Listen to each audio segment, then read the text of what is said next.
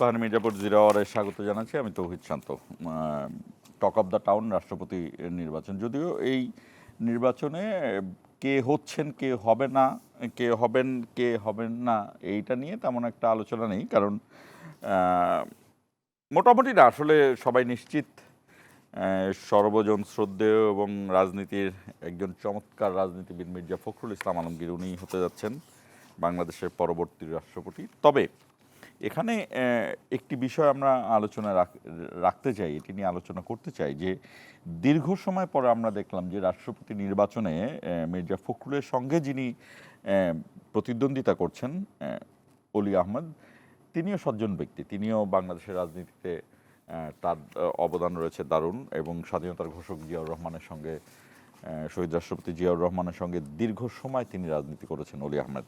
তারও যে রাজনৈতিক যে সফর, সেই রাজনৈতিক সফরটি কিন্তু বর্ণাঢ্য। এই জায়গাতে আমরা আজকে এই আলোচনাটায় আনবো যে এই যে প্রতিদ্বন্দ্বিতাহীন নির্বাচন এবং প্রতিদ্বন্দ্বিতাপূর্ণ নির্বাচন, এই দুই নির্বাচনের সঙ্গে, এই দুই ধরনের প্রক্রিয়ার সঙ্গে গণতন্ত্রের আসলে সম্পর্কটা কি, আজকের বিষয় রাষ্ট্রপতি মনোনয়ন ও অন্যান্য, এবং একই সঙ্গে সারা দেশে যে গ্যাস সংকট তীব্র হয়ে আকার ধারণ করেছে এটি নিয়ে আলোচনায় থাকবো, এটিও আলোচনায় থাকবে। তবে আমরা রাষ্ট্রপতির বিষয়টি প্রথমে আনব, এবং যথারীতি এখনও কিন্তু ভারতের সঙ্গে বাংলাদেশের যে সম্পর্ক, দিল্লির সঙ্গে ঢাকার যে সম্পর্ক এবং প্রধানমন্ত্রীর সফর, সেই বিষয়টি নিয়ে আলোচনা চলছে, সেটিও আলোচনায় থাকবে। আমাদের সঙ্গে রয়েছেন মুন্সিগঞ্জ ৩ থেকে বিএনপির নির্বাচিত সংসদ সদস্য মোহাম্মদ কামরুজ্জামান রতন, আপনাকে স্বাগত জানাচ্ছি, এবং জাতীয় নাগরিক পার্টির যুগ্ম সদস্য সচিব ফরিদুল হক, আপনাকেও স্বাগত জানাচ্ছি। আমরা শিরোনাম দেখে আলোচনা শুরু করব। দর্শক, রাষ্ট্রপতি নির্বাচনে বিএনপির প্রার্থী মির্জা ফখরুল, বিরোধী জোটের অলি আহমদ। ডক্টর অলি আহমেদ বীর বিক্রম, ওনার মনোনয়নপত্র পেয়েছে 2টা, আর মির্জা ফখরুল ইসলাম আলমগীর ওনার মনোনয়নপত্র পেয়েছে 1টা। এই মুহূর্তে আমাদের কাছে প্রতিদ্বন্দ্বী প্রার্থী হচ্ছেন 2 জনা। তফসিল স্থগিত চেয়ে রিট। প্রধানমন্ত্রীর দিল্লি সফর নিয়ে ইতিবাচক ঢাকা, জানালেন পররাষ্ট্র প্রতিমন্ত্রী। সম্পর্ক উন্নয়নের সুযোগ কাজে লাগাতে ভারতের প্রতি আহ্বান। আগামী 8 বছরে দেশে অর্থনীতি হবে $1 ট্রিলিয়ন। প্রধানমন্ত্রীর সাথে ইউএস বাংলাদেশ বিজনেস কাউন্সিলের বৈঠক। আইনের শাসন প্রতিষ্ঠা করতে চায় সরকার। দেশ জুড়ে তীব্র গ্যাসের সংকট, ফিলিং স্টেশনে বাসাবাড়িতে দুর্ভোগ, রাতারাতি সমাধানের উপায় নেই বললেন বিদ্যুৎ ও জ্বালানি মন্ত্রী। গত 17 বছর অনুসন্ধান না করে শুধু ইম্পোর্টের উপরে বেস করে দেশটাকে এই জায়গায় নিয়ে আসা হয়েছে। এখন শুধু আমাকে দিন গোনা ছাড়া, আর ওই যে ইঞ্জিনিয়াররা কাজ করছে এফএসআর হতে, এটা করা ছাড়া আমার কিছু নাই। এবং অস্ট্রেলিয়ার মাটিতে টেস্টে ব্যাটে বলে বাংলাদেশের দাপট, বিশ্ব সেরা দলের বিপক্ষে 5 পাওয়া দারুণ ব্যাপার বললেন হাসান মাহমুদ। বাংলাদেশের জন্য শুভকামনা রইল। অস্ট্রেলিয়ার সঙ্গে খেলছে বাংলাদেশ।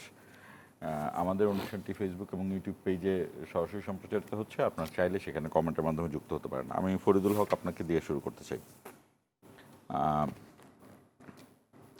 আপনার যেই বিষয়টি আমি সূচনায় বললাম যে এটি তো মোটামুটি নিশ্চিত যে বিএনপির যেই পরিমাণ সংসদ সদস্য রয়েছে এবং তারা যে ভোটটি দেবেন, এবং সম্ভবত আমি যতটুকু জানি যে 170 বা তার চেয়ে বেশি ভোট লাগবে রাষ্ট্রপতি নির্বাচিত হতে, সেই ভোট বিএনপির রয়েছে। এরপরও আপনাদের জোট কেন আরেকজন প্রার্থী দিল? জি, ধন্যবাদ। সেটা হচ্ছে যে মানে রাষ্ট্রপতি তো নির্বাচিত হওয়ার একটা প্রসেস আছে, নির্বাচনের মধ্য দিয়ে রাষ্ট্রপতি হবে। আমরা সাধারণত দেখছি যে রাষ্ট্রপতি নির্বাচন ছাড়াই এককভাবে হয়, এই কিন্তু আমরা নির্বাচন হয়েছে রাষ্ট্রপতি মানে পার্লামেন্টারি সিস্টেম আসার পরে 91-এর পরে বোধহয় এই ঘটনা আর ঘটেনি। 91-এ একবার আওয়ামী লীগের একজন ছিলেন, হ্যাঁ ওইটাই বোধহয় লাস্ট, এরপরে আর এটা ঘটেনি। তো সাম বদরুল নামে কেউ একজন ছিল 91-এ, যিনি আওয়ামী লীগের হয়ে, ওকে, এটা আমার জানা ছিল না। তো তাহলে ইয়ের পরে এটা প্রথম ঘটনা।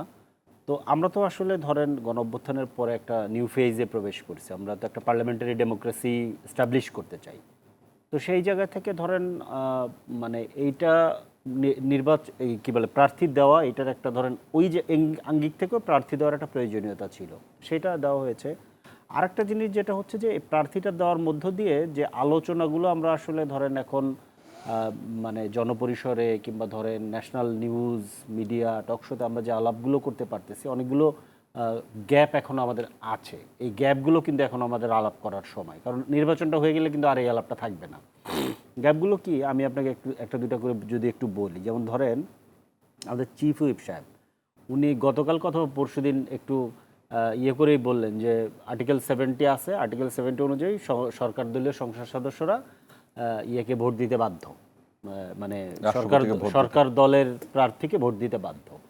কিন্তু এইখানে একটু গ্যাপ আছে আমি যতটুকু জানি, কারণ এটা কিন্তু কোনো অধিবেশনে এই রাষ্ট্রপতি নির্বাচন হচ্ছে না। রাষ্ট্রপতিতে নির্বাচন হবে হচ্ছে কি বলে যে নির্বাচন কমিশনের সভাপতিত্বে। সো এইখানে এইটা কতটুকু প্রযোজ্য এটা নিয়ে কিন্তু একটা প্রশ্ন আছে।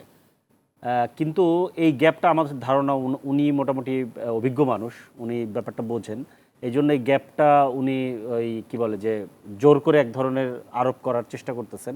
এবং ওনার ভেতরে আমার ধারণা কোনো একটা টেনশন আছে যে ভোট হয়তো বা বাইরে যেতে পারে কেউ, কারণ আপনি খেয়াল করেন যে যিনি প্রার্থী, দুইজন প্রার্থী তো দীর্ঘ সময় কি বলে যে বিএনপি করেছে, এবং দুইজন প্রার্থীর মধ্যে আমি তো আসলে ওই অর্থে বলতে গেলে আমাদের যিনি প্রার্থী ওলি আহমেদ সাহেব তো আসলে ওই অর্থে একরকম মির্জা ফখরুলের থেকে মানে মির্জা ফখরুল সাহেবের থেকেও ধরেন উনি এক সময় আগে ছিলেন, মানে পলিটিক্যালি সিনিয়র, এবং হচ্ছে যে বিএনপির একেবারে শুরুর কমিটিতে ছিলেন। 25শে মার্চে মেজর জিয়ার সাথে উনি ধরেন ছিলেন, মানে অনেকগুলো ঐতিহাসিক ঘটনা প্রবাহের উনি মানে কেন্দ্রে ছিলেন। তো সেই জায়গায় ধরেন আমার ধারণা কোনো একটা টেনশন আছে হয়তোবা, যেই কারণে এই কথাটা ওনাকে বলতে হয়েছে। কিন্তু ওটা যদি থেকেও থাকে ধরে নিলাম যে আর্টিকেল 70টা কার্যকর, যদি ওটা থেকেও থাকে, তারপরে আসলে আমাদের এটা করলে যেটা ভালো হতো, যদি আমরা আসলে ভোটিংটা করতে পারতাম প্রপারলি, তাহলে এটা ভালো হতো। এখন কিন্তু প্রপার ভোটিংটা আমরা করতে পারতেছি না। যেমন ধরেন আমার একটা প্রশ্ন আছে, আপনি যেহেতু এটা তুললেনই, আমরা এটা শুনলাম না যে এনওসি নো অবজেকশন ছাড়া এবং অর্থ বিল ছাড়া, এই দুইটা বিল ছাড়া অন্য যে কোনো কিছুতে প্রার্থীরা স্বাধীনভাবে ভোট দিতে পারবে, এই ব্যাপারে না আপনারা একমত? আমি ওই জায়গাটাতেই আসতেছি। মানে ব্যাপারটা হচ্ছে যে নো অবজেকশন বলতে হচ্ছে ফ্লোর ক্রসিং এবং অর্থ বিল। আমাদের প্রপোজাল ছিল 2টা, আর বিএনপির পক্ষ থেকে প্রপোজাল ছিল হচ্ছে 4টা। এই 2টা ছিলই, সাথে হচ্ছে সংবিধান সংশোধনী এবং হচ্ছে যে জাতীয় জরুরি ধরেন যুদ্ধাবস্থা টাইপের যে পরিস্থিতিগুলো আছে ওইখানেও ফ্লোর ক্রসিং করতে পারবে না। তো এটা ধরেন এখন যদি জুলাই সনদ আপনি বাস্তবায়ন করে ফেলতেন, সংবিধানে যদি এটা সন্নিবেশী হইতো, তাহলে কিন্তু এখন ওপেন ভোট হইতো। ওপেন ভোট না হলেও যেহেতু এখানে একটা এই আলাপটা আমাদের কিন্তু ঐক্যমত কমিশনে হয়েছে যে ধরেন মানে ভোটিংয়ের ক্ষেত্রে কি হবে, ধরেন আমি একজন মেম্বার অফ পার্লামেন্ট আছেন, রতন ভাই কোনো কারণে ওলি আহমেদ সাহেবকে বেশি পছন্দ করেন, কারণ উনি তো আসলে ওপেনলি ভোটটা দিতে পারবেন না। তো সেক্ষেত্রে কি হবে, কারণ উনি তো দলের মধ্যেও আবার আছেন। তো এই ধরনের মানে পরিস্থিতিকে মোকাবেলা করার জন্য পৃথিবীতে বিভিন্ন রকম পদ্ধতি তৈরি করেছে। গোপন ভোট এখন টেকনিক্যালিও করা সম্ভব। উনি ওনার সিটে বসে একটা সুইচ চেপেও এই ভোটটা দিতে পারে, যেটা ট্রেল থাকবে না যে কে কোথায় ভোট দিচ্ছে এই ইস্যুগুলোর ক্ষেত্রে। এখন এইটা একটা করার সুযোগ ছিল, যেটা হচ্ছে যে সনদটা বাস্তবায়ন করার পরে এই ভোটিংটা করা, অথবা এই ভোটিংটা করার জন্য আলাদা একটা ধরেন অর্ডার পাস করা কিংবা ধরেন একটা অধ্যাদেশ পাস করে এটা করলে, তাইলে যেটা হয়তো আমার ধারণা, তারপরেও যেহেতু বিএনপির বেশিরভাগ সদস্য উনিই জিততেন, কিন্তু একটা ভোটিং প্রসেসের মধ্যে আমরা যেতে পারতাম। এইটা হলো গিয়ে একটা জিনিস বলার ছিল আমার। আরেকটা জিনিস যেটা বলার সেটা হচ্ছে যে মানে আমি বলবো যে দীর্ঘ সময় পরে বাংলাদেশ আসলে একজন এই ধরনের রাষ্ট্রপতি পাচ্ছেন, যিনি দুইজনের ক্ষেত্রেই, দুইজনের যেই জিতুক, এখন আমি এটাকে ধরছি না, যিনি আসলে দীর্ঘ সময় রাজনীতির মাঠে ছিলেন এবং দীর্ঘ সময় সংগ্রাম করছেন, ত্যাগ করছেন, একটা গৌরবোজ্জ্বল ধরেন মানে কি বলে যে ট্র্যাক রেকর্ড আছে। এইটা একটা ভালো জিনিস, দুইজনেরই ধরেন বিভিন্ন ঐতিহাসিক সময়ে তাদের ভূমিকা আছে। সো এটা একটা ভালো ব্যাপার। আরেকটা ব্যাপার যেটা করতে হবে সেটা হচ্ছে যে আমরা কিন্তু অনেকেই মানে আমরা সবগুলো দলই প্রায়, বিএনপিও তাদের 31 দফাতে এটা বলেছে, আমরাও বলেছি যে সেপারেশন অফ পাওয়ার, রাষ্ট্রপতি এবং প্রধানমন্ত্রীর ক্ষমতার ভারসাম্য। এখনও তো ধরেন আমরা মানে প্রিভিয়াস সিস্টেমের মধ্যে আছি, প্রিভিয়াস সিস্টেম অনুযায়ী এখনও রাষ্ট্রপতি ধরেন আমাদের সর্বোচ্চ শ্রদ্ধেয় ব্যক্তি, সম্মানের ব্যক্তি রাষ্ট্রপতি হওয়ার পরেও কিন্তু উনি এখন এক ধরনের কাগজের রাষ্ট্রপতিই হবেন, যতক্ষণ পর্যন্ত আমরা ওই চেঞ্জেসগুলো না করতেছি কিংবা না করতে পারতেছি। তো ওইটাও আসলে দ্রুততম সময়ে করা, এবং ওই প্র্যাকটিসের মধ্যে আমি মনে করি যে ওইটা যদি আমরা করতে পারি, এই দুইজনের যিনি রাষ্ট্রপতি ভবনে যান কিংবা বঙ্গভবনে যান, তার হাতে যদি ওই পাওয়ারগুলো যায়, আমি মনে করবো যে ওনাদের সামনে যে সুযোগটা আছে এবং আমাদের জন্য যেটা সৌভাগ্য আমি বলবো, যে ওনারা আসলে ওই প্রেসিডেন্সটা ক্রিয়েট করতে পারবেন, যে এই পথটাকে কিভাবে ট্রুলি রাষ্ট্রের পক্ষে, জনগণের পক্ষে, গণতন্ত্রের পক্ষে থেকে এই পথটাকে কিভাবে মানে কি বলে এক্সারসাইজ করা যায়। আমরা তো এর আগে অনেকগুলো জিনিস দেখেছি, যে ধরেন রাষ্ট্রপতি যাকে আমরা খেদাইতে চাইছি তাকে খেদাইতে পারলাম না, এটা নিয়ে আফসোস আছে। সে ধরেন ওই খুনি হাসিনার পাও ধরে সালাম করার জন্য বসে থাকতো, মানে এইগুলো তো আমরা দেখেছি। কিংবা ধরেন রাষ্ট্রপতি হওয়ার পরেও ইভেন ধরেন আমাদের প্রয়াত নেতাদেরকে নিয়ে, কিংবা সিনিয়র একদম অন্যতম সিনিয়র নেতা তখন বেগম খালেদা জিয়া, বর্তমান প্রধানমন্ত্রী, তাদেরকে নিয়ে যেই নোংরা ভাষায় ধরেন আক্রমণ করেছে, এগুলো তো আসলে আমাদের জন্য একটা ব্যাড প্রেসিডেন্স ক্রিয়েট করেছে। এখন ওনারা গেলে যেটা হবে যে এইখানে আসলে একটা মানে নিউ একটা জার্নি, তো নিউ জার্নির জন্য আমাদের যে ধরনের ফিগার দরকার ছিল, আমি মনে করি দুই দিক থেকে সেরকম ভালো ফিগার আমরা নমিনেট করতে পেরেছি।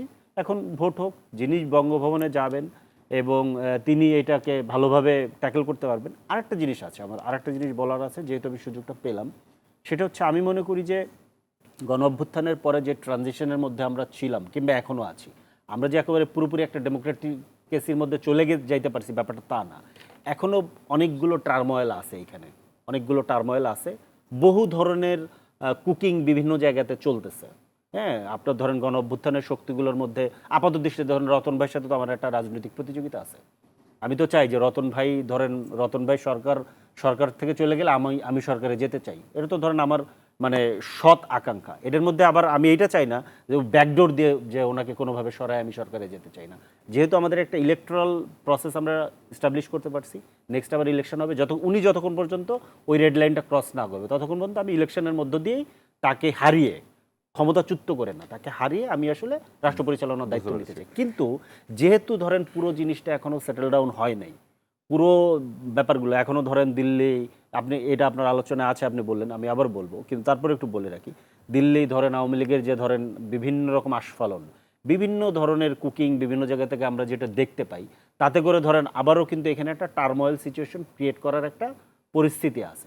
যদি আল্লাহ না করুক ওই ধরনের কোনো সিচুয়েশন হয়, তখন একজন পলিটিক্যালি অভিজ্ঞ এবং একজন পলিটিক্যাল লোক ওই সিচুয়েশনকে ডিল করার জন্য সবচেয়ে ভালো। কানেক্টিং করব, কারণ কামরুজ্জামান রতনের কাছে আমার মির্জা ফখরুল নিয়ে কোনো প্রশ্ন নেই, কারণ মির্জা ফখরুল কেমন কি এটা মোটামুটি আমরা যারা পলিটিক্যাল রিপোর্টিং করি তারা জানে। তবে আপনার কাছে আমি মির্জা ফখরুল সাহেব সম্পর্কে আরেকটা লাইন একটা কথা বলে দিই, কারণ এই সুযোগ হয়তো 2-3 দিন পরে আর পাবো না, তখন উনি রাষ্ট্রপতি হয়ে যাবেন। আমি ওনাকে সবসময় যেই কথাটা বলে অভিহিত করি, সেটা হচ্ছে যে আমাদের যে দীর্ঘ ফ্যাসিবাদ বিরোধী আন্দোলন, যে রাজপথের যে লড়াইটা ছিল, এই লড়াইয়ে উনি হচ্ছেন আমাদের সিপাহসালার ছিলেন, রাজপথের সিপাহসালার। নেতৃত্ব ধরেন বেগম খালেদা জিয়া একটা সময় পর্যন্ত দিয়েছেন, তারেক রহমান দিয়েছেন, কিন্তু রাজপথে আমরা কিন্তু লম্বা সময় ওনাকে পেয়েছি, ওনার নেতৃত্বে আমরা রাজপথে ফ্যাসিবাদ বিরোধী আন্দোলন করেছি। তো উনিও আজকে নমিনেটেড হয়েছেন বিএনপির পক্ষ থেকে, সেই জন্য আমি বিএনপিকেও সাধুবাদ জানাই। আমি একদম দীর্ঘ সময় তার সাথে সেই রাজপথের আন্দোলনের সময় আমি রিপোর্টিং করেছি। আমি বলতে চাই যে আপনি যদি অধ্যাপক বি চৌধুরীর কথা মাথায় আনেন, আপনি যদি অধ্যাপক গিয়াজউদ্দিন আহমেদের কথা মাথায় আনেন, অথবা আব্দুর রহমান বিশ্বাসের কথাও যদি মনে থাকে আপনার, আব্দুর রহমান বিশ্বাসের সময় একটা কু হয়েছিল। আব্দুর রহমান বিশ্বাস, যদিও অনেকে বলে যে রাষ্ট্রপতির একদমই কোনো ক্ষমতা নেই, কিন্তু আব্দুর রহমান বিশ্বাস সেই কু কিন্তু তিনি বানচাল করে দিয়েছিলেন, সেটাকে তিনি থামিয়ে দিয়েছিলেন। এইটাই সম্ভবত এই ধরনের রাষ্ট্রপতির সবচেয়ে সাহসী ভূমিকা এখন পর্যন্ত আমরা যতগুলো দেখেছি।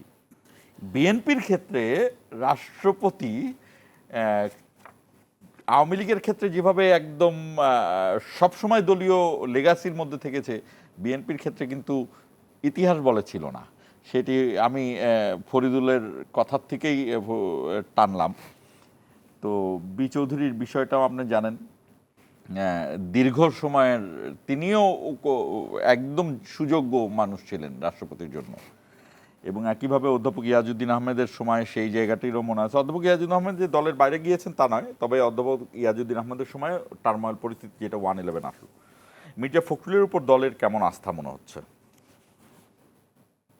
প্রথমতই আমি আজকে এই শোতে কিছু কথা বলবো, সেটা হলো কষ্ট এবং ধৈর্য মানুষকে কখনো ঠকায় না, বরং উত্তম সময়ে শ্রেষ্ঠ উপহার দেয়। যার জ্বলন্ত উৎকৃষ্ট প্রমাণ হলো এই মির্জা ফখরুল।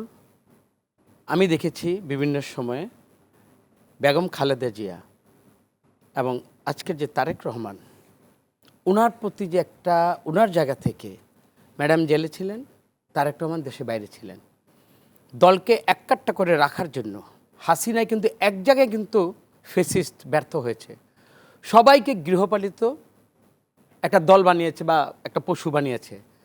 একমাত্র বাংলাদেশে থেকে যাকে টলাতে পারেনি এবং যাকে বিভিন্নভাবে আমরা শুনেছি প্রলোভন দেখিয়েছে, উনি এয়ারপোর্ট থেকে নামছে, মানে দেখেন কিভাবে হিউমিলেট করে আমার দলের মধ্যে। ও মির্জা ফখরুল, ওনার একটা ভালো চিকিৎসা করায় দেন। এবং আপনার কি মনে আছে একটা ফেক একটা সিঙ্গাপুরের চিকিৎসাতে একটা 50 লক্ষ টাকা লেগেছে, ওই চেকটা মির্জা ফখরুলকে দেওয়া হয়েছে, একটা ফেক একটা চেক, বইয়ের একটা চেক দেখিয়ে ফেসবুকে দিয়ে মির্জা ফখরুল ফেসিস্টের একটা মানে মানে তার টাকায় উনি চিকিৎসা করতে সিঙ্গাপুরে গিয়েছেন।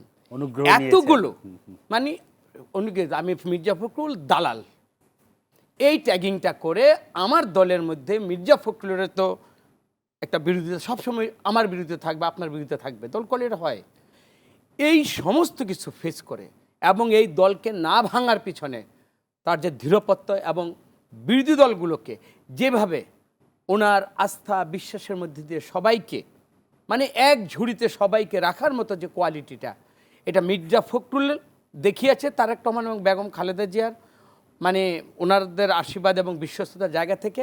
এবং এইটাই আমি বলতে চাই যে আল্লাহ তাআলা এত কষ্টের পরে ওনাকে রাষ্ট্রের সর্বোচ্চ জায়গায় যে দিতে দিয়েছে, এই জন্য আমি বলি যে আল্লাহ তাআলা ওনার প্রথম যে একটা রিওয়ার্ডেড করছেন তারেক রহমান, এইটার জন্য আমি ব্যক্তিগতভাবে মির্জা ফখরুলকে আমি বলবো যে আল্লাহ তাআলার এই জাতীয়তাবাদী দলের পিছনে ওনার যে একটা মেহনত ছিল, এটাকে উনি বাস্তবে সেটা রূপ দিয়েছে। এবং ওনার উদ্ধৃতি উনি তো আজকে এখনও হয় নাই, বাট এখন যে পদ্ধতিটা, এই পদ্ধতিতে আমার যে সংখ্যাগরিষ্ঠতা, ভাই যেটা বললো 70, যেটা যদি আমার সনেদ যদি হতো এই ফ্লোর থেকে ওইখানে গিয়ে কর্নেল অলি সাহেবকে পাশ করাতে হবে। সবচেয়ে আরেকটা ব্যাপার কি, যেটা এই যে জুলাই যোদ্ধারা রক্ত দিয়ে বাংলাদেশটাকে যেই জায়গায় আজকে এনেছে এবং আমরা অনাগত যে একটা আমরা ভবিষ্যতের দিকে উন্নত এবং একটা কাঙ্ক্ষিত একটা রূপান্তরিত বাংলাদেশকে যেটা আমরা ওনারা সবাই চিন্তা করছি, এই ধাপে আমরা মানে স্টেপগুলো কি দেখলাম আজকে, দুজনই সজ্জন ব্যক্তি। মুক্তিযুদ্ধের এই মানচিত্রের অর্জনের জন্য দুজনের ইতিহাস, একজন শহীদ প্রেসিডেন্ট জিয়াউর রহমান ছিলেন, এখন উনি অন্য মতাদর্শ গিয়েছেন, বাট ব্যক্তি হিসেবে তো ওনাকে তো আমরা কেন আমি দোষারোপ করবো, আমার দলও তাকে দোষারোপ করবে না।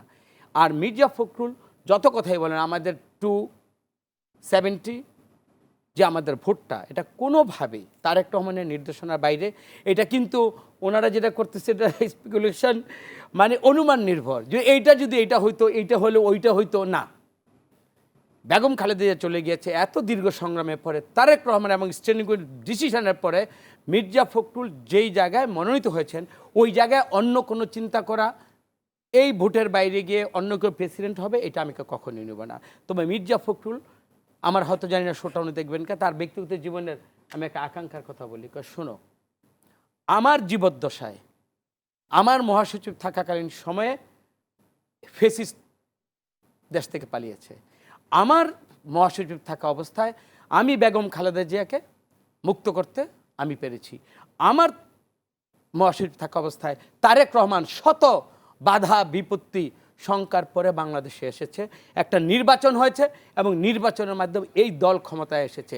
সুতরাং এরপরে আমার আর কিছু চাওয়া পাওয়ার নাই।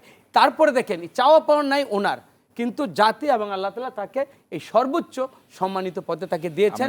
আমরা এই জন্য দেশ এবং সবচেয়ে আরেকটা কথা আমি বলতে হয়, উনি একজন সাংস্কৃতিক মনা মানুষ, মানে সৃজনশীল মানুষ, সমাজ রাষ্ট্রকে মানে ওই যে পঙ্কিলতার মধ্যে ওনার যে মানে সবাইকে নিয়ে কাজ করার যে মানসিকতাটা, আমি মনে করি তারেক রহমান এবং স্ট্যান্ডিং কমিটি যথাযথভাবে বাংলাদেশের রাষ্ট্রপতি হিসাবে যে সিলেকশনটা করেছেন, আমি এটাকে স্যালুট জানাই। ফরিদুল, আমরা 2 মিনিট পর বিরতিতে যাব।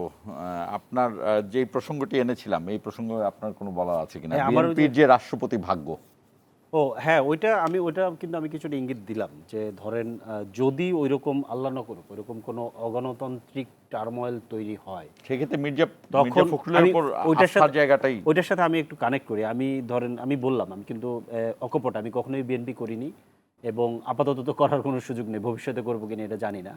আমি তো বিএনপির একজন খুবই মানে সিরিয়াস সমালোচক, আপনি যদি আমার পাবলিক পরিসরে কথা ঠিক আছে, কিন্তু কিন্তু ব্যক্তি মির্জা ফখরুলের ব্যক্তি মির্জা হ্যাঁ, ফখরুলের কারণ আমি বললাম অবদানগুলো স্বীকার না করার মধ্যে ইয়ে না, আমি তো ওনাকে বললাম যে আমি এটা বহুবার বলেছি, এটা অন রেকর্ড আমি ইভেন আমার এই সৌভাগ্য হয়েছে আমি ওনাকে স্টেজে বসিয়ে রেখে আমি বক্তৃতা করার সময় ওনাকে বলেছি যে আপনি আমাদের ফ্যাসিবাদ বিরোধী আন্দোলনের সিপাহ সালার, এটা আমি ওনাকে বলেছি। ওনার মনে আছে কিনা আমি জানি না। ট্যালেন্ট হান্টিংয়ে বিএনপির তো আমরা তো প্রতিভা তার কেমন খুঁজে এরকমভাবে ফরিদুল হক যদি চলে আসে মুশকিল। আচ্ছা যাই হোক, সেটা ইস্যু না। এখন আমার আরেকটা জিনিস আমার মনে পড়লো, এটা সেটা হচ্ছে যে কেন এই টার্মোয়েলের সাথে আমি মিলালাম। 2024-এর ডামি নির্বাচনের আগে আগে ভাইরা আরও ভালো বলতে পারে, তখন তো ধরেন বিএনপিকে এলোমেলো করে ফেলছে, বহু মানুষ জেলে, অনেকে আন্ডারগ্রাউন্ডে, একটা পরিস্থিতি কিন্তু তৈরি করার চেষ্টা করা হয়েছিল ভেতর থেকে যে বিএনপিকে BNP ভাঙা যাতে যায় কিনা, ভেঙে যায় কিনা এবং একটা অংশকে নির্বাচনে নিয়ে যাওয়া যায় কিনা।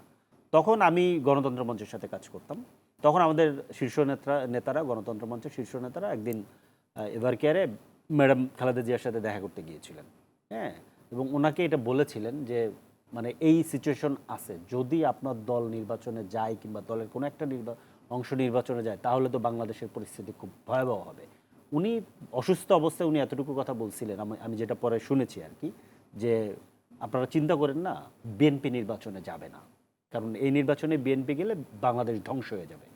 তো তখন আবার ওনারা পাল্টা প্রশ্ন করেছিলেন, এটা আমি ওনাদের কাছে শুনেছি যে কিন্তু আপনাদের দলের অনেকে তো এইরকম শোনা যাচ্ছে, যেহেতু অনেক স্পেকুলেশন ছিল ওই সময়, তখন উনি বলছে যে মির্জা ফখরুল আছে তো সেক্রেটারি, আপনারা চিন্তা করেন না, সে আছে, সেটা ট্যাকেল করতে পারবে। এই জিনিসটা আমি তখন শুনেছিলাম।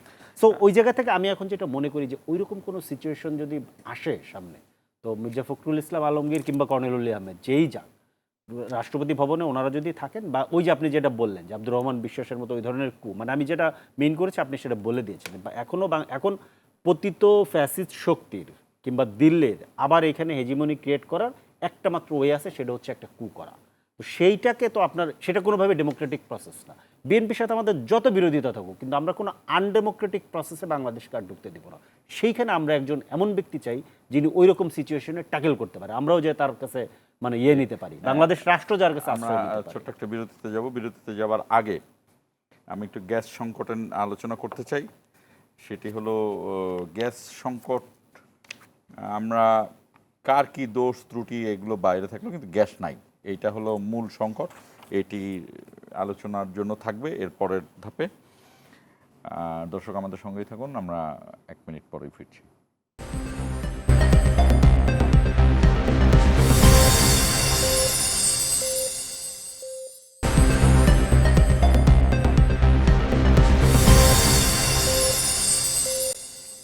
স্বাগত ইস্পাহানি মির্জাপুর জিরাওয়ারে আবারও স্বাগত জানাচ্ছি।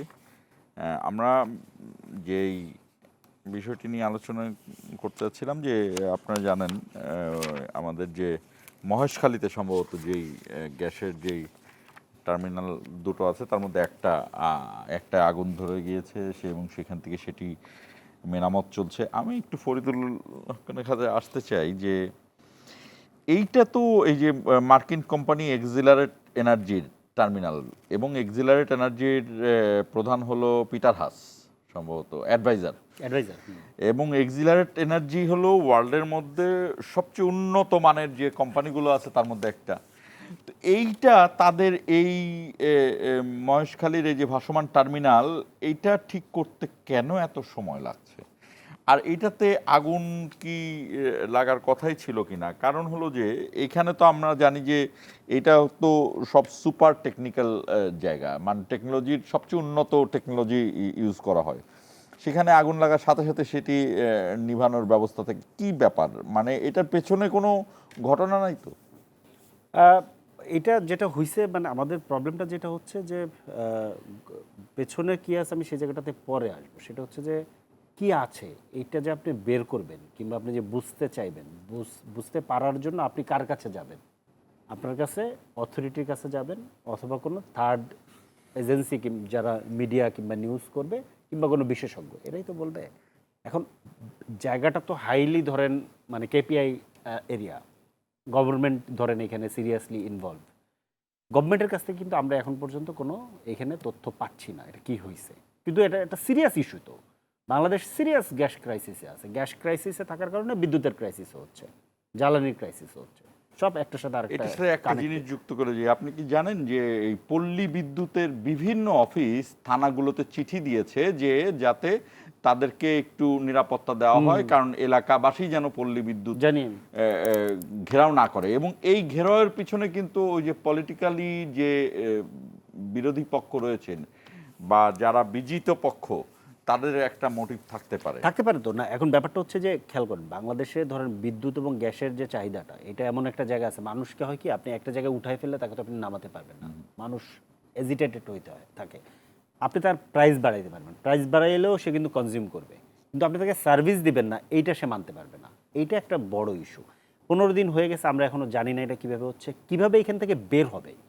এইটা নিয়ে আপনি খেয়াল করে দেখেন কোনো দায়িত্বশীল বক্তব্য আপনি পাবেন। আজকেও মিনিস্টার যেটা বললেন যে আমার আসলে অপেক্ষা করা ছাড়া কিছু নাই, মিনিস্টারের কাছ থেকে তো মানুষ এটা শুনতে চায় না। তাতে কি হবে, পরিস্থিতি কিন্তু আরও টার্মোয়েলে যাবে, একটা টার্মোয়েল পরিস্থিতি তৈরি হচ্ছে। এবং আমি যেটা বললাম একটু, ধরেন এই ধরনের সিচুয়েশনে সাধারণত যেটা হয় যে স্যাবোটাজ হওয়ার সম্ভাবনা থাকে। আপনি এই যে আপনি যেটা বললেন যে এত হাই টেকনিক্যাল জায়গা, এইখানে কেন এত এই ঘটনা ঘটবে এবং এটা কেন রিকভারি করতে আমাদের 15 দিনেরও বেশি লেগে যাচ্ছে, আমরা কিন্তু এটার কোনো অ্যান্সার জানি না। তার মানে এখানে কোনো একটা বড় অসুবিধা এখন কিন্তু ধরেন আপনি যখন অ্যান্সার জানবেন না, যখন তথ্য প্রবাহ, আপনি সাংবাদিকতা মানুষ, আপনি জানেন যে তথ্য যখন আপনি আটকাই দিবেন তখনই কিন্তু গুজব তৈরি হতে থাকবে। তথ্য যদি আপনি ওপেন রাখেন, ট্রান্সপারেন্ট রাখেন, তখন কিন্তু গুজব আসার সুযোগ থাকবে না। আমরা কিন্তু এটা জানি না কেন ঘটতেছে, কিন্তু এইটা একটা সিরিয়াস ইস্যু। এইখানে ব্যাপারটা যেটা হয়েছে মানে কি বলে, গলতটা তো গোড়াতে। এনার্জি পুরো সেক্টরটা, গ্যাস বলেন, বিদ্যুৎ বলেন, জ্বালানি বলেন, এনার্জি পুরো সেক্টরটা তো সারা পৃথিবীতে এটা থাকে আইদার রাষ্ট্রের কাছে অথবা সেই সমস্ত রাষ্ট্রই এটা প্রাইভেট সেক্টর, বিশেষত যারা আমদানি নির্ভর, প্রাইভেট সেক্টরে দেওয়ার সাহস করে, যাদের ভালো রেগুলেটরি বোর্ড আছে, রেগুলেটরি অথরিটি আছে, রেগুলেশনস আছে। আমাদের তো ওই জিনিসগুলো নেই, আমাদের রেগুলেটরি বোর্ডও নাই শক্ত, অথরিটিও নাই, রেগুলেশনসও নাই। এখন দুর্নীতিবাজ রেগুলেটরি বোর্ড, দুর্নীতিবাজ। এখন আপনি এটা যদি প্রাইভেট সেক্টরে দেন, প্রাইভেট সেক্টরে দিলে যেটা হবে খেয়াল করেন, বিদ্যুৎ এই যে কুইক রেন্টালের ক্যাপাসিটি চার্জ এবং ইয়ের নাম দিয়া কি পরিমাণ টাকা নিয়ে গেছে, এবং 5 টাকার বিদ্যুৎ 12 টাকায় সরকার কিনে ভর্তুকি দিয়ে চালাইছে। এই যে 7 টাকা, যে এই 7 টাকা আপনার ধরেন তো এই লুটেরা গোষ্ঠী নিয়ে গেছে, এটার পরিমাণ যে কত আমাদের কাছে কোনো এখন পর্যন্ত আমরা কোনো ডেটা পাই নাই, এটা পরিমাণ কত, কি পরিমাণ লুট হয়েছে। ইভেন আদানি এসে ইন্ডিয়া থেকে আমার এখানে ধরেন পাওয়ার প্ল্যান্ট করছে, আদানির কাছ থেকে আমার বিদ্যুৎ আনতে হয়। আদানি ধরেন এই যে গণ অভ্যুত্থানের পরে ইন্টারিম গভর্নমেন্টে কিন্তু সিরিয়াস প্রেশার করছিল, এই যে রিজওয়ানা হাসানের ইন্টারভিউতে আপনি এটা পাবেন, ওই তাদের বাকি ছিল, বাকি উদ্ধার করার জন্য, তখন তারা যে কোনোভাবে এটাকে ম্যানেজ করছে গভীর রাতে বিল টিল দিয়ে, এটা কিন্তু রিজওয়ানা হাসান বলেছেন। এখন প্রাইভেট সেক্টরে যখন আপনি এটা দেবেন তখন আপনার এটা জাতীয় নিরাপত্তার সাথে ইস্যু হয়ে যায়। একই কাজ করছে বিদ্যুৎ, তো তাও ধরেন কিছুটা পাবলিক সেক্টরে আছে। এলএনজি যেটা এই যে টার্মিনালটার যে ইস্যুটা, এটা কিন্তু 98% হচ্ছে প্রাইভেট সেক্টর, এটা হাসিনাই করে গেছে, 98% প্রাইভেট সেক্টরে। এটাকে আপনার উল্টা পাবলিক সেক্টরে আনতে হবে এখন, এটা একটা সিরিয়াস ইস্যু কিন্তু।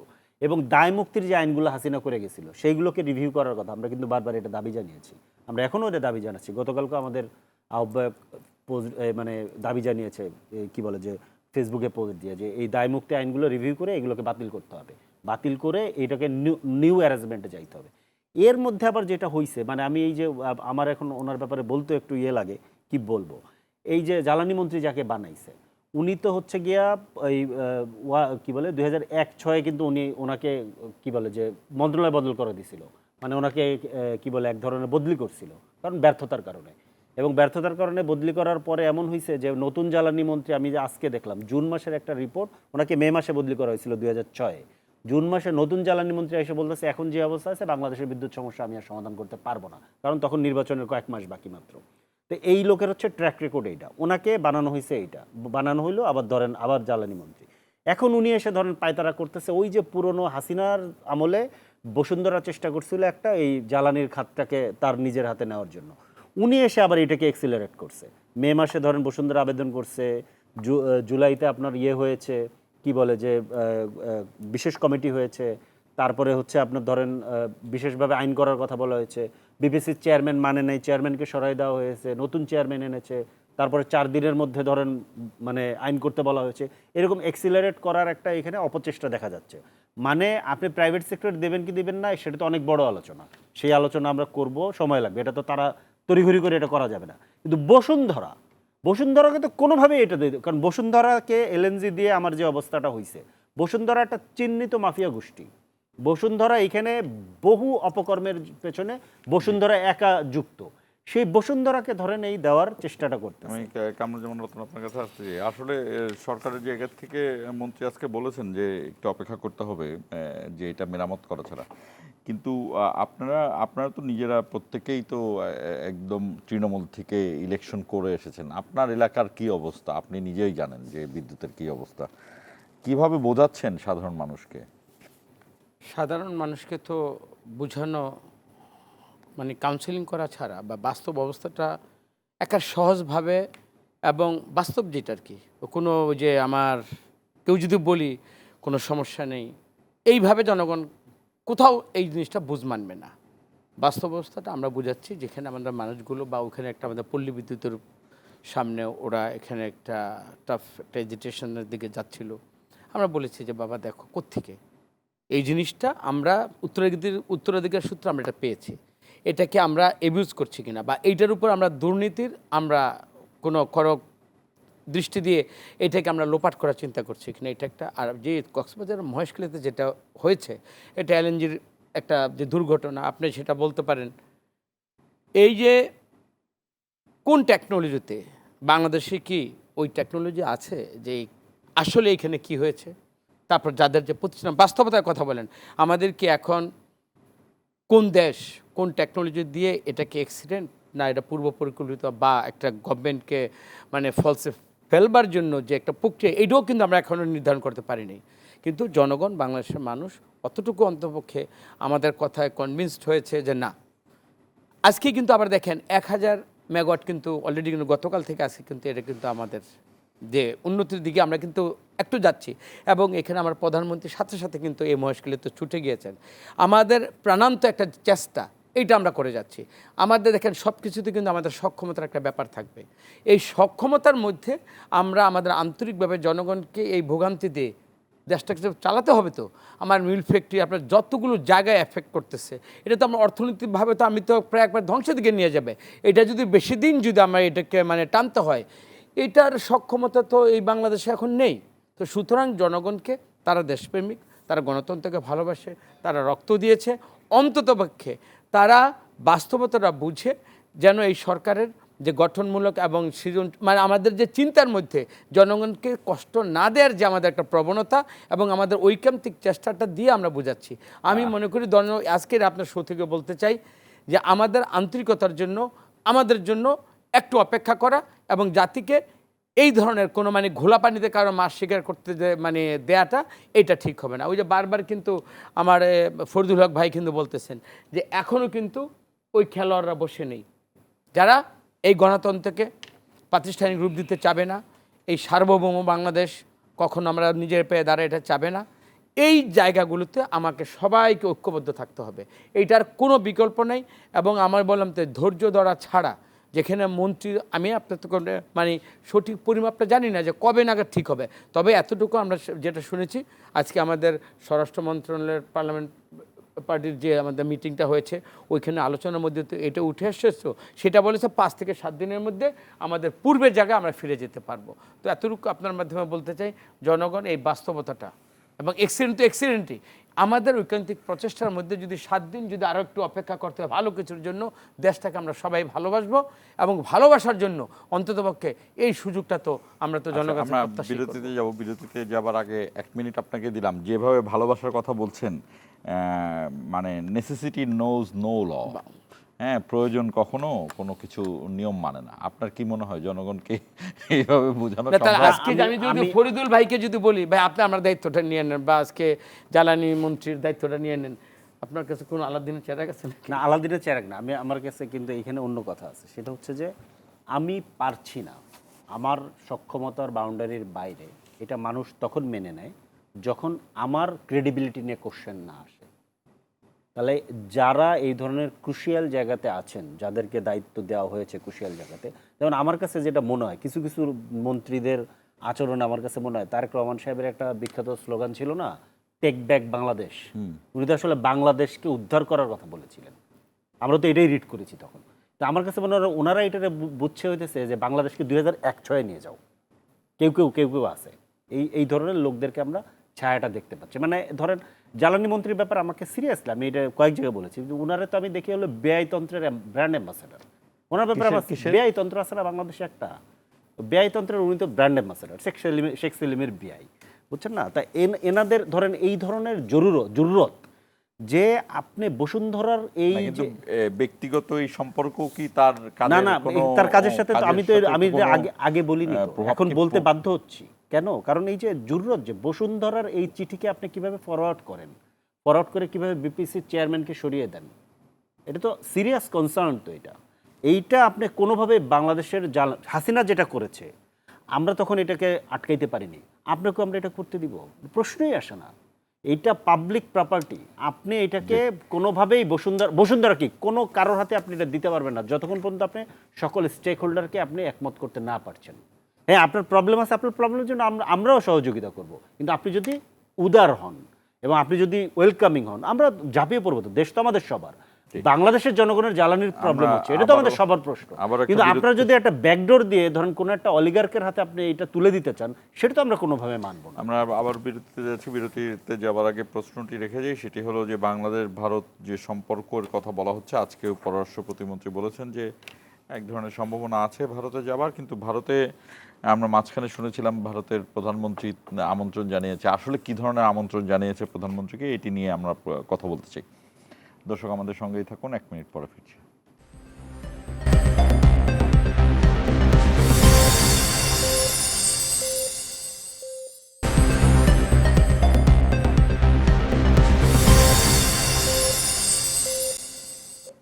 আবার স্বাগত ইস্পাহানি মির্জাপুর জিরো আওয়ারে। আমরা যে আলোচনাটি করতে চাচ্ছিলাম, কামরুজ্জামান রতন আপনার কাছে আসি, সেটি হলো আজকেও পররাষ্ট্র প্রতিমন্ত্রী বলেছেন যে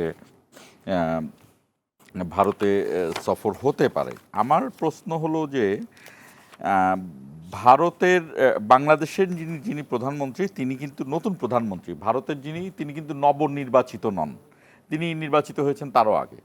তো বাংলাদেশের প্রধানমন্ত্রীকে আমন্ত্রণ জানানো নিয়ে এত এত আলোচনা, এত কিছুর কি প্রয়োজন?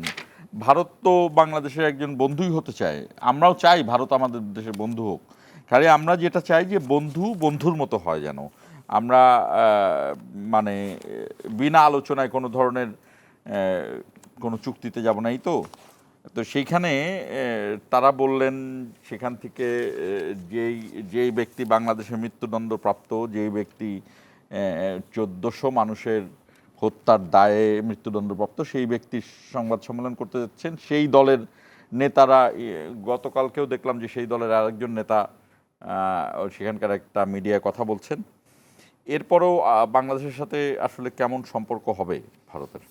না, আপনি এরকম কোনো সিমটম পেয়েছেন যে আপনি বললেন বন্ধু রাষ্ট্র, আমার পার্শ্ববর্তী দেশ বাংলাদেশের সাথে একটা সম্মানজনক একটা সম্পর্ক যে গড়তে চায়, এরকম কোনো সিমটম কি আপনার কাছে আছে? না, তাদের কাজগুলোর মধ্যে তো আপনারা ভালো বুঝবেন না, সেটা কবে থেকে? আপনি দেখেন যখন জনাব তারেক রহমান মালয়েশিয়া এবং চায়নাতে গেলেন, এবং আমেরিকার যে দুটা আপনার এই যে জর্জ যিনি আসলেন, আসার পর সার্জিও গোর যেটা আসলেন, এই আসার পর থেকে, এবং ওখানে আমেরিকার আরেকটা কিন্তু একটা শক্তিশালী একটা বিজনেস টিম কিন্তু বাংলাদেশে আসলো। এরপর থেকে বাংলাদেশের কদরটা কেমন জানি বেড়ে গেল। আমার মনে হচ্ছে সেটা তিস্তা চুক্তি, পদ্মা ব্যারেজ সহকারে, যেটা আমরা হয়তো আরও পরবর্তী একটা দৃশ্যমান একটা জিনিস দেখতে পাবো।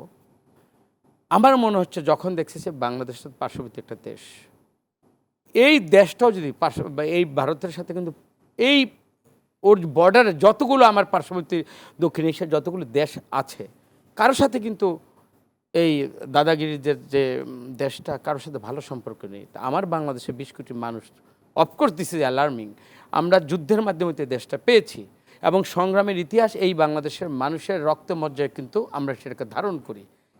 এই বাংলাদেশকে বন্ধুত্ব এবং সম্মান দিয়ে, গণতন্ত্রকে সম্মান দেয় এবং এক ব্যক্তি এক দলের জন্য এই দেশটা যা করেছে সেইটার ভিতর অনুসূচিত হয়ে আমি মনে করি একটা গণতান্ত্রিক বাংলাদেশ এবং তারেক রহমানের সাথে সম্পর্ক মানে কি, সবার আগে বাংলাদেশ, এবং ওনার যে স্লোগানটা যে বাংলাদেশ আমার সবচেয়ে আগে, এই ধরনের নীতি, এই ধরনের মানে ডিটারমিনেশন যে একটা দেশের মানচিত্রকে আঁকড়ে ধরে যে নেতৃত্ব বাংলাদেশে প্রতিষ্ঠা হয়েছে, তাকে আপনি বাইপাস করে আপনি সুন্দরভাবে প্রতিবেশী দেশের যে আপনি মুখের যে ওরালি আপনি বন্ধুত্বের যে কথাটা বলবেন না, কিছু কিছু ব্যাপার আছে এখন ভারতকে প্রমাণ করতে হবে যে এই দেশ আমার পার্শ্ববর্তী দেশ, এই দেশের কৃষ্টি, কালচার, গণতন্ত্র, সার্বভৌম, এটাকে আমাকে সম্মান দেখিয়ে স্বাধীনতা যুদ্ধে এই ভারত তো আমাদেরকে যা করেছে আমরা তো সম্মান দেখাই, কিন্তু পরবর্তীতে এই দেশের আভ্যন্তরীণ ব্যাপারে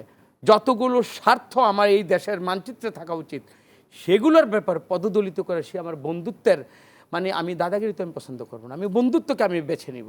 আমরা আবারও বলতেছি, আমরা যা মনে করি ভারত যদি বাস্তবতার নিরিখে এই ফেসিস্ট হাসিনাকে আশ্রয় দিয়ে, যে ধরনের একটা জঘন্য মানুষকে আশ্রয় দিয়ে আবারও কিন্তু একই জায়গায় কিন্তু আমাদের যে সহমর্মিতা, শ্রদ্ধা যা আমি পার্শ্ববর্তী দেশকে আমি দেখাবো, আপনি সেই জায়গায় কি ওনারা এসেছে?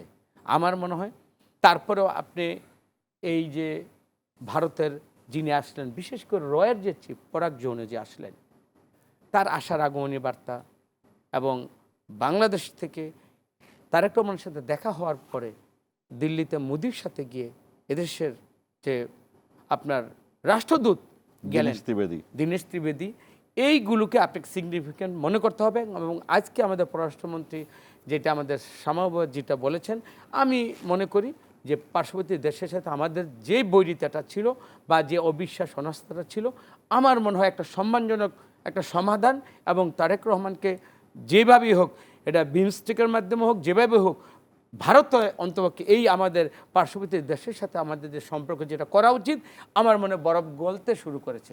এবং এই যে ভিসা প্রক্রিয়া নিয়েও যেটা আমরা একটা মানে সামনে একটা ভালো কিছু আমরা দেখতে পাচ্ছি, কারণ বেশি দিন বৈরিতা করে ওই দেশও আমাদের কাছ থেকে কেমন মানে পারবে না। এবং আমরাও মনে করি আমরা যেহেতু যুদ্ধেতে যাওয়ার তো আমাদের কোনো ওই ধরনের মনোবৃত্তিতে বাংলাদেশ পোষণ করে না, আমরা মনে করি আমাদের দেশের সম্মান, স্বার্থ এবং সার্বভৌম এবং আমার গণতন্ত্রের যতগুলো চর্চার জায়গায় তারা যেন কখনো মরুলগিরি না করে। ফরিদুল হক, আপনার কি মনে হয় যে এই যে গতকালকে দেখা গেল জাহাঙ্গীর কবির নানক তিনি আনন্দবাজারে বক্তব্য রাখছেন, সেখানে শেখ হাসিনা বক্তব্য রাখছেন, তারা কি হিসেবে বক্তব্য রাখছেন এবং তাদের বক্তব্য যে নিচ্ছে এইসব মিডিয়া কি হিসাবে নিচ্ছে? আচ্ছা, এখানে যে জায়গাটা থেকে বলতে হবে সেটা হচ্ছে এখানে কয়েকটা দিক আছে। সেটা হচ্ছে যে একটা দিক হচ্ছে যে এখন পর্যন্ত দিল্লির অবস্থান আওয়ামী লীগ প্রশ্নে প্রায় অপরিবর্তিত। এখন পর্যন্ত 5 তারিখে তারা হাসিনাকে সংবাদ সম্মেলন করার সুযোগ দিয়েছে ওইখানে, এবং আমাদের জন্য একটু দুঃখজনক যেটা সেটা হচ্ছে যে 5 তারিখের পরে প্রয়োজন যেটা ছিল হাইকমিশনারকে তলব করা দরকার ছিল, যেখানে আমরা দেখলাম হাইকমিশনার প্রাইম মিনিস্টারের সাথে যে মিটিং করতেছে, এইটা মানে শুধু বিবৃতি যেটা দিয়েছে সেটাকে আমরা সাধুবাদ জানিয়েছি, পররাষ্ট্র মন্ত্রণালয় যে বিবৃতি দিয়েছে এটাকে আমরা সাধুবাদ জানাই, কিন্তু শুধু বিবৃতির জায়গাটাতে এটা ছিল না, আমরা আরও মোর অ্যাকশন দরকার ছিল। এখন এখানে একটা ব্যাপার আছে যে মোর অ্যাকশনটা কেন নিতে পারছেন আমি সেটা শেষে বলছি, কিন্তু তলব করা তাদের কাছ থেকে ব্যাখ্যা চাওয়া দরকার ছিল যে কেন আপনারা এটা করতে দিলেন। কারণ ইন দ্য মিন টাইম তারা বলেছে আমাদেরকে যে তাদের সংসদীয় একটা কমিটি হয়েছে, সেই কমিটিতে তারা এইটা অন্তত বলেছে যে ভারতের ভূখণ্ডকে ব্যবহার করে পার্শ্ববর্তী কোনো জায়গাতে কিংবা অন্য দেশে কোনো রাজনৈতিক কর্মকাণ্ডকেও পরিচালনা করতে পারবে না। তো আওয়ামী লীগ তো ভারতের ভূখণ্ড ব্যবহার করে বাংলাদেশের সন্ত্রাসী কার্যক্রম পরিচালনা করতেছে, যেটা বাংলাদেশের সার্বভৌমত্বের উপরে আঘাত। পাশাপাশি আপনার এই যে হাসিনার এই সংবাদ সম্মেলন এখানে করতে দেওয়া সার্বভৌমত্বের উপরে যেমন আঘাত, বাংলাদেশের বিচার ব্যবস্থার উপরে ধরেন মনে করেন প্রশ্ন তুলে দেওয়া, মানে চ্যালেঞ্জ করা, এবং বাংলাদেশের জনগণের যে গণরায়, গণ অভ্যুত্থানের মধ্য দিয়ে এবং নির্বাচনের মধ্য দিয়ে যে গণরায়, গণতান্ত্রিক যে রায়, সেই রায়কেও মনে করেন চ্যালেঞ্জ করা, সেটা ইন্ডিয়া করেছে। তো এই দুঃসাহসটা তারা করার পরেও তাদের সাথে ধরেন এখন আমাদের সম্পর্কটা আমরা কিভাবে কি হবে, এইটা তো একটা প্রশ্ন। তো এখন একটা এই জায়গাতে যেটা হয়েছে সেটা হচ্ছে যে আমরা যেটা মনে করি, ইন দ্য মিন টাইম আর একটা আলোচনা এসেছে আজকে, পররাষ্ট্র প্রতিমন্ত্রী যেটা বলেছেন যে ওনার যাওয়ার সম্ভাবনা আছে। আমাদের এই জায়গাতে আমরা পরিষ্কারভাবে মনে করি হাসিনাকে ফেরত দিবে দিল্লি কিভাবে, অ্যাজ এ কি বলে যে কনভিক্টেড ক্রিমিনাল, সেটা কিভাবে দিবে, এইটা সেটেল ডাউন হওয়ার আগ পর্যন্ত তারেক রহমান বিএনপির প্রধানমন্ত্রী নন। তারেক রহমান বাংলাদেশের প্রধানমন্ত্রী, আমরা বাংলাদেশের নাগরিক, এটা আমাদের বলার রাইট আছে। উনি এটা যেতে পারবেন না, দিল্লির সাথে উনি যেতে পারবেন না। হ্যাঁ, আলাপ আলোচনা হবে বিভিন্ন পর্যায়ে, কিন্তু এইখানে যেটা তারেক রহমানকে যেই কলটা নিতে পারতে হবে, আমি যেটা মনে করি, আপনি খেয়াল করে দেখেন, একটা মানবতা বিরোধী অপরাধ করে চলে যাওয়া একটা ক্রিমিনাল, এবং সেই ক্রিমিনাল যে পার্টি, সেই প্রধান ক্রিমিনাল সহ তার পুরো পার্টিকে দিল্লি আশ্রয় দিয়ে রেখেছে। আশ্রয় দিয়ে ওটাকে জাস্টিফাই করার জন্য তারা তাদের সংসদীয় কমিটি করতেছে, বিরোধী দলের নেতাদেরকে দিয়ে সংসদীয় কমিটি হচ্ছে। শশী থারুর এটার প্রধান ছিলেন। আচ্ছা, এবং ওইখানে আপনার তাদের দলের লোকদেরকে, কনভিক্টেড লোকদেরকে, অভিযুক্ত লোকদেরকে সংবাদ সম্মেলন করতে দিচ্ছে। কোথায় সংবাদ সম্মেলন করতে, এটাও খুব গুরুত্বপূর্ণ।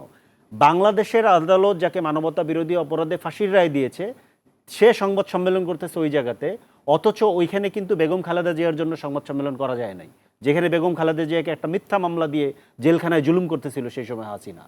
সো এইটা কিন্তু করা যায়নি। এখন এইখানে তারেক রহমানকে এই কল নিতে পারতে হবে, এইখানে ওনাকে একটা ন্যাশনাল কলে যেতে পারতে হবে যে দিল্লি কোশ্চেন এবং আওয়ামী লীগ কোশ্চেন, বাংলাদেশের সার্বভৌমত্ব, বাংলাদেশের স্বাধীনতা, বাংলাদেশের গণতন্ত্র এবং বাংলাদেশের বিচার ব্যবস্থার উপরে থ্রেট, এবং বাংলাদেশের সিকিউরিটি কোশ্চেন, এই কোশ্চেনটা, এইটা দিল্লি যেহেতু আমাকে সিকিউরিটি থ্রেটে ফেলানোর জন্য সে তার সংসদীয় কমিটির দিয়ে করতে পারে এত বিরোধিতার পরেও, তাহলে আমরা যারা গণ অভ্যুত্থানের যারা বিজয়ী শক্তি, আমরা বিভিন্ন ফোর্সে ডিভাইডেড আছি, সেটা ঠিক আছে, কিন্তু গণ অভ্যুত্থান প্রশ্ন তো আমরা এক। গণ অভ্যুত্থান প্রশ্নে রতন ভাইকে আমারে বলতে পারবে যে আপনি গণ অভ্যুত্থান নেন না? আমি কি বলতে পারবো যে আপনি গণ অভ্যুত্থান নেন না? সেটা তো আমরা পারবো না। সেই জায়গাতে তো আমরা এক, এবং এই গণ অভ্যুত্থানের মধ্যে তো আমরা আমাদের স্বাধীনতা সার্বভৌমত্বকেও রিক্লেম করেছি।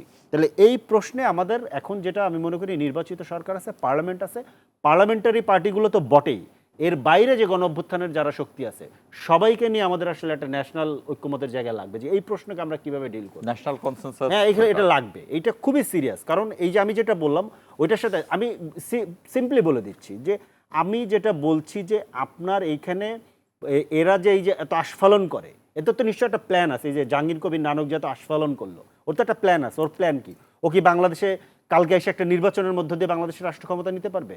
ওয়াই সে এখানে একটা কেওয়াস করতে পারবে? সেই ক্যাপাসিটি তার আছে? সেটাও তো সে নাই। সে কি করতে পারবে?